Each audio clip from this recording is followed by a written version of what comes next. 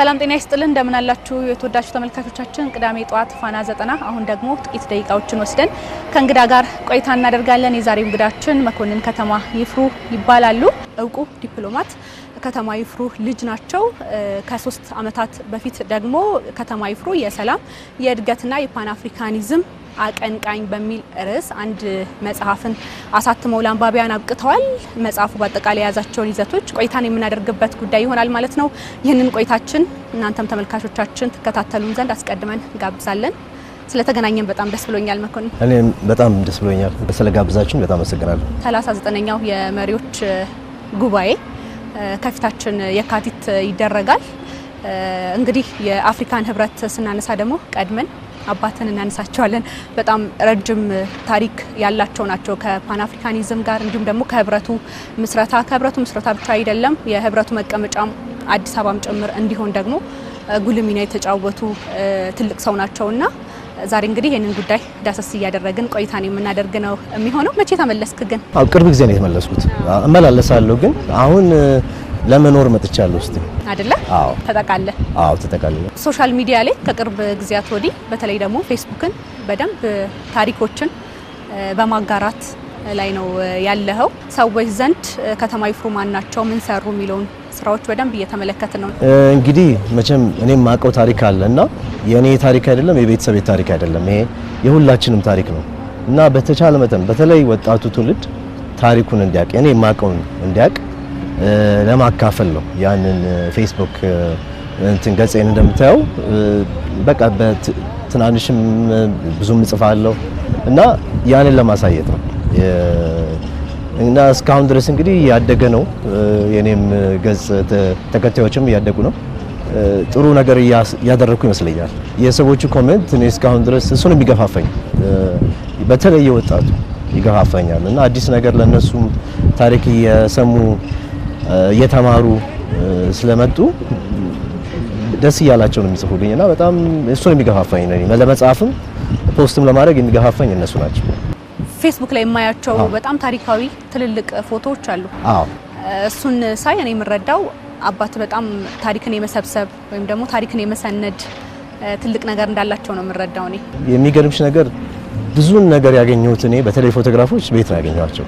ለምን አባቴ ይሰበስባል ፎቶግራፍ። በተለይ ደግሞ እነዚህ አሁን መሪዎች አሉ እንደነ ጆሞ ኬንያታ አብረው የተነሱት ፎቶግራፍ ምን በልጅነታችን ልክ እዚህ ሳሎን ውስጥ ቁጭ ብለው ምናያቸው ናቸው እና ስናድግ እነሱን ያየን ነው ያደግነውና ብዙ ሰነዶችም ምኖችም ያስቀምጥ ነበር እሱ ኮፒዎች። በተለይ ደግሞ እንዳልሽው ፎቶግራፎቹ መቼም የሚገርም አይነት ፎቶግራፎች ነው ያለንና በየቤቱ ብዙ ፎቶግራፍ አለ ብዬ አስባለሁ። ይህ መጽሐፍ ከተማ ይፍሩ የሰላም የእድገትና የፓን አፍሪካኒዝም አቀንቃኝ የተሰኘው መጽሐፍ ከዛሬ 3 አመታት በፊት የተጻፈ መጽሐፍ ነው። 60ኛ ዓመት ካልተሳሳትኩ አይደለ? የአፍሪካ ህብረት 60ኛ ዓመት ምስረታውን ምክንያት በማድረግ ከዛ ማግስትም የተመረቀ መጽሐፍ ነው። መጽሐፉ በአጠቃላይ ምን ነገሮችን ይዟል? መጽሐፉ እንግዲህ ከትውልድ ጀምሮ አስተዳደጉን ከዛ በተረፈ ትምህርት እንዴት እንዳገኘ ከትምህርት በኋላ ወደ ከአሜሪካ ከመጣ በኋላ ደግሞ መንግስት የውጭ ጉዳይ ጽህፈት ቤት ውስጥ ገብቶ እንደሰራ እና ታሪኩ በቃ የሰራቸው ስራዎች ያጋጠማቸው ስራዎች የአፍሪካ ህብረት የኢትዮጵያና የአሜሪካ ግንኙነት የኢትዮጵያና የሶማሊያ ግንኙነት ገለልተኛ ሀገሮች ንቅናቄ ብዙ ነገር ነው ያለው እዛ መጽሐፍ ውስጥ እና ሲነበብ ብዙ ያልታወቁና ያልተሰሙ ታሪኮች አሉ እዛ መጽሐፍ ውስጥ። አባቱ ልደታቸው ሀረርጌ ከዛ ከገጠር አካባቢ ተነስቶ ከዛ ደግሞ እሳቸው የደረሱበት ደግሞ ትልቅ ቦታ አለ የውጭ ጉዳይ ሚኒስቴር እስከመሆን ከዛች መንደር ተነስቶ ያባተንም የህይወት መንገድ እንድናነሳው ፈልጋለሁ። እንግዲህ እኔ እሱን የተከተልኩት ከጋራ ሙሉታ ጀምሬ የተከተልኩት እስከ 6 አመት እዛ ነበረ። ከዛ ጣሊያን ፋሺስት ጣሊያን መጥቶ እኛን ሲያጠቃን ተነስተው አባቱ ገበሬም ወታደርም ናቸው ተዋጉ እንደማንኛውም ኢትዮጵያዊ ተዋግተው በኋላ እየጠነከረ ሲመጣ ጅቡቲ ከዛ ቀጥሎ ደግሞ ኬንያ ሬፊጂ ካምፕ ውስጥ ነበሩ። እዛ ነው እንግዲህ ኬንያ ነው የበለጠ ትምህርት ሊያገኝ የቻለው። ያ በኋላ ጣሊያኖቹ ሊወጡ 1 አመት ሲቀራቸው ተመለሱ። ሲመለሱ ችግሩ ምንድነው አሁን ተምሯል ትንሽ አወቀ እና የበለጠ መማር ፈለገ። ችግሩ ምንድነው? ጋራ ሙለታ ትምህርት ቤት የለም፣ አካባቢውም ትምህርት ቤት የለም። አሁን አዲስ አበባ ነው እና በስንት መከራ አዲስ አበባ አፄ ኃይለ ሥላሴ ሁለተኛ ደረጃ ትምህርት ቤት እዛ ኮተቤ ነው ያለው እና እዛ ሊማር ቻለ። እዛ ሊማር ቻለው እንግዲህ በስንት መከራ ነው። ግን ትምህርቱን ጨረሰ። ጥሩ ትምህርት ያመጡ ተማሪዎች ውጭ ሀገር ይላኩ ነበር ያኔ እና እሱ በዛ ምክንያት ሆላንድ ሚሽገን የአሜሪካ ውስጥ ሆፕ ኮሌጅ የሚባል ትምህርት ቤት ዩኒቨርሲቲ እዛ ገብቶ ተማረ። የመጀመሪያ ዲግሪውን አገኘ። ከዛ ደግሞ ያንን ሲጨርስ ወደ ቦስተን ዩኒቨርሲቲ ተላከ። እዛ ደግሞ ሁለተኛ ዲግሪውን አገኘ የፖለቲካል ሳይንስ እና ኢንተርናሽናል ሪሌሽንስ ተምሮ እና ተመለሰ። ሲመለስ ውጭ ጉዳይ ገባ። እሱን ነበር የፈለገው። እሱ ትምህርቱም እሱ ነው።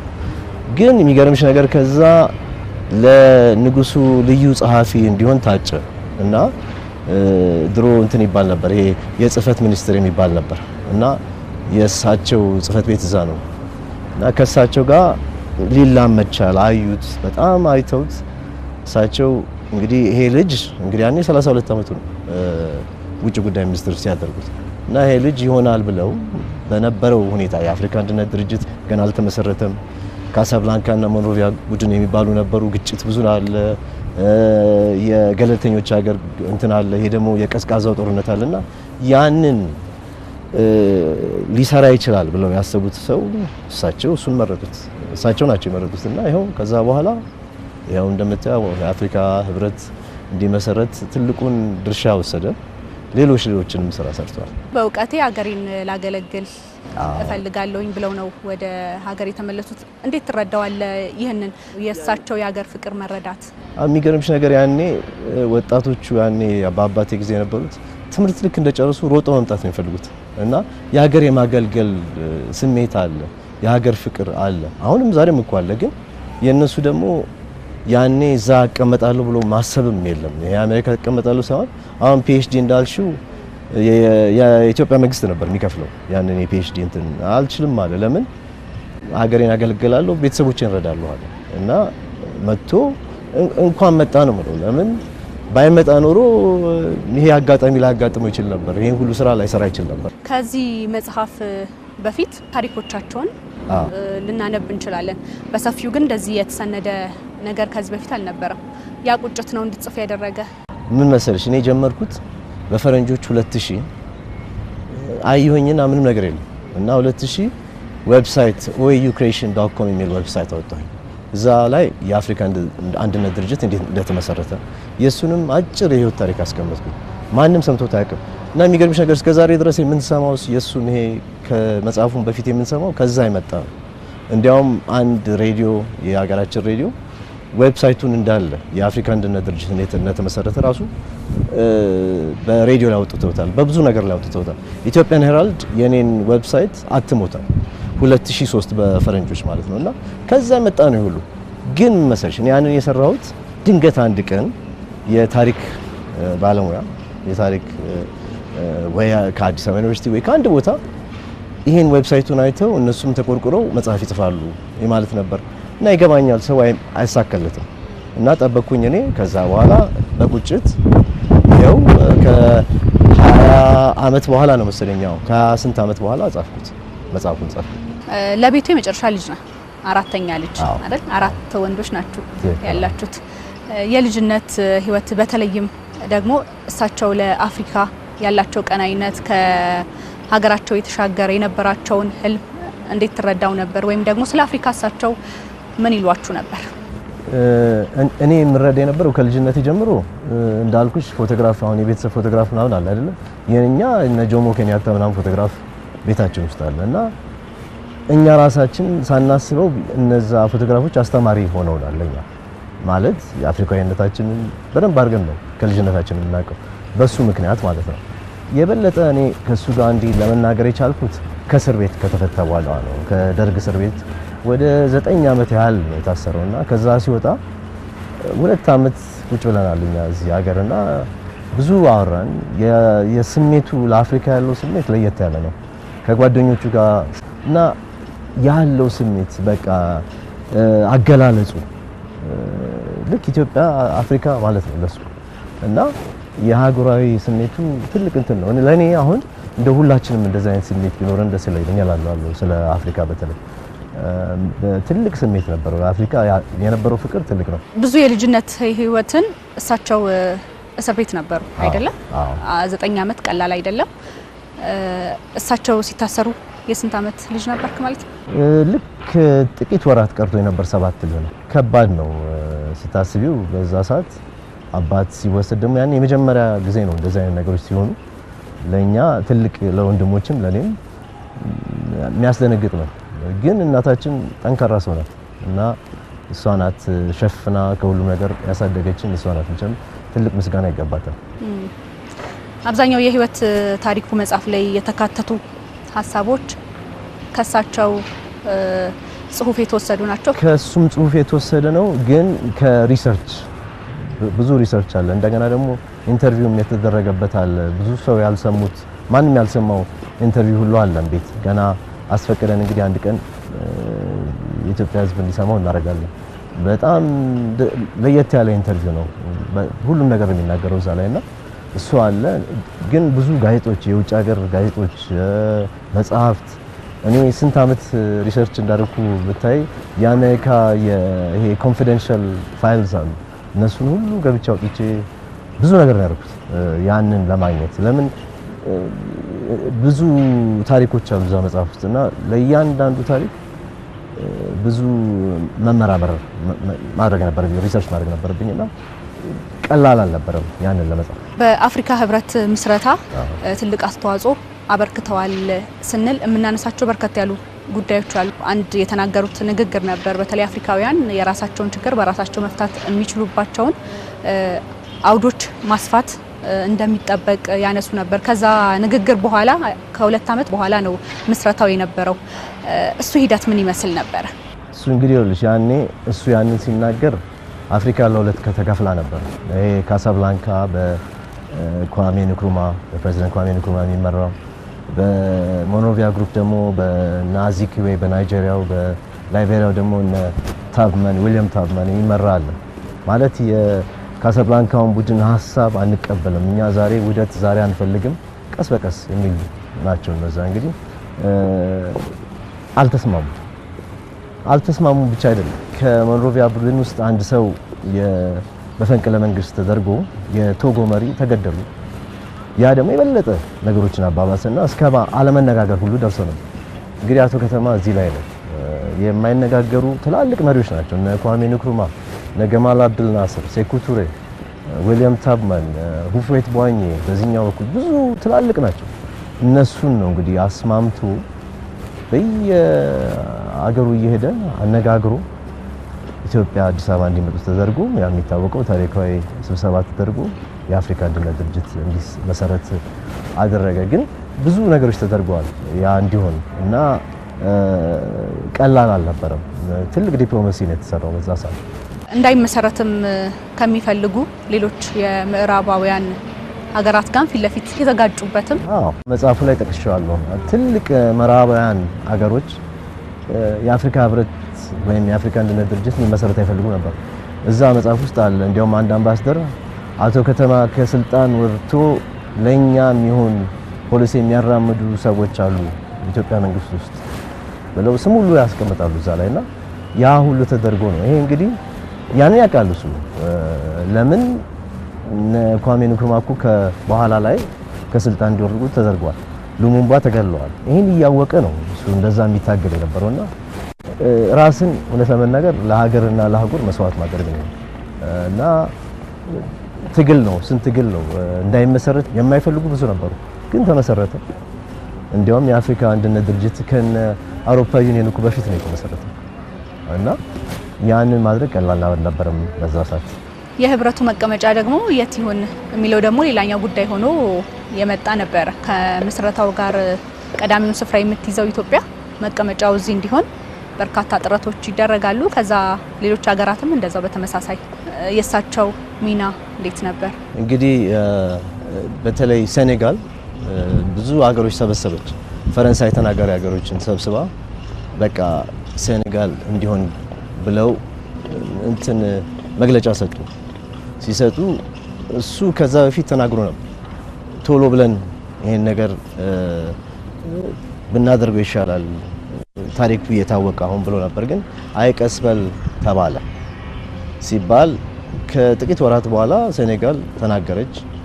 እንደዛ ሲባል እንግዲህ የውጭ ጉዳዮች ስብሰባ ነበር ሴኔጋል ውስጥ በ6 ወር በኋላና እዛ ነው እንግዲህ ስንት ታሪክ የተሰራው እዛ ነው። ለምን እነሱ ኦሬዲ ግሩፕ ፈጥረዋል። የፈረንሳይ ቡድን የፈረንሳይ ተናጋሪዎች አሉ። እንደገና ደግሞ ናይጄሪያ አለች። ናይጄሪያ ደግሞ እኔ ዘይት አለኝ እኔ ብዙ ነገር ነኝ ትልቅ ሀገር ነኝና እኔ ጋር መሆን አለባትና ያንን እነዛን በሙሉ አስማማ። ፈረንሳይ ተናጋሪዎችም ወደ ኢትዮጵያ እንዲገቡ ለምን የጊኒው ዴሌጌሽን በጣም ወዳጆቹ ናቸው። በተለይ ፕሬዚደንት ሴኩቱሬ ወዳጁ ነበሩና የዴሌጌሽኑ ኃላፊ የፕሬዚደንት ሴኩቱሬ ወንድም ነበሩ እና እነሱን የአልጄሪያው ውጭ ጉዳይ ሚኒስትር አብዱልአዚዝ ቦቲፍሊካ በኋላ ፕሬዚደንት ሆኑ እሳቸው እና የመሳሰሉትን ይዞ ነው አስማምቶ ሌሎቹን እንግዲህ ገርምሻል። ትልቁ ታሪክ እዛ ውስጥ የሶማሊያ አሁን ውጭ ጉዳይ ሚኒስትር አብደላሂ ኢሳ ይባላሉ። እሳቸው ቴሌግራም ተልኮላቸዋል ለኢትዮጵያ በምንም አድርገህ እንዳትመርጥ ብለው ከአባቴ ጋር ተነጋገሩ። ለምን የዛን ጊዜ በፖለቲካ ላትስማሚ ይችላልሽ፣ ግን ወዳጅነት አለ፣ እውነት ደግሞ አለ። አዎ ምን አሉት? እኔ በአንተ ምክንያት ለእናንተ ነው መርጠ ብሎ መረጡ። መምረጣቸውን ያወቁት እንዴት ነው? በግልጽ እንዲሆን ተደረገ። የምርጫው በውስጥ እንዳይሆን በግልጽ እንዲሆን ብሎ እሱ ገፋፍቶ ለምን እንመርጣለን ለእናንተ እንመርጣለን ያሉ ብዙ ሀገሮች አሉና አንዳንዴ ውሸት ሊሆን ስለሚችል በግልጽ እንዲመርጡ ተደረገ። ገፋፍቶ እንዲደረግ አረገ።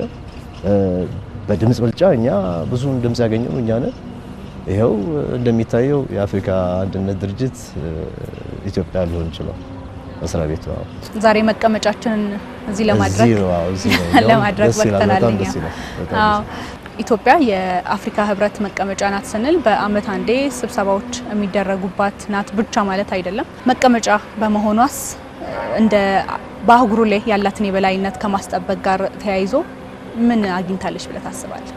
ሲጀመር እኔ ኢትዮጵያ ይሄ መስሪያ ቤቱ እዚህ መሆኑ ለኛ የአፍሪካ እኮ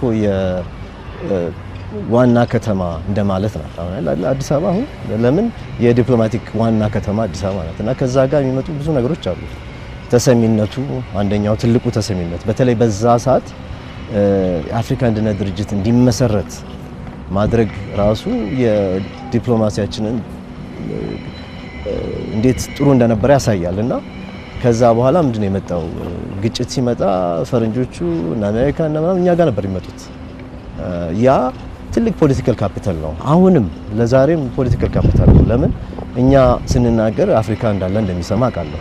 ኢትዮጵያ በጣም ተሰሚነት ያላት ሀገር ናት ከድሮ ጀምሮና ይሄ ኢትዮጵያ እዚህ ባይኖር እንደ ማንኛውም የአፍሪካ ሀገር እንሆን ነበር። ተሰሚነትም አይኖረንም። አሁን እኮ ይመስለኛል በተለይ በአባቴ ጊዜ ትዝ የሚለኝ አሁን ለምሳሌ የናይጄሪያ የእርስ በርስ ጦርነት ነበር።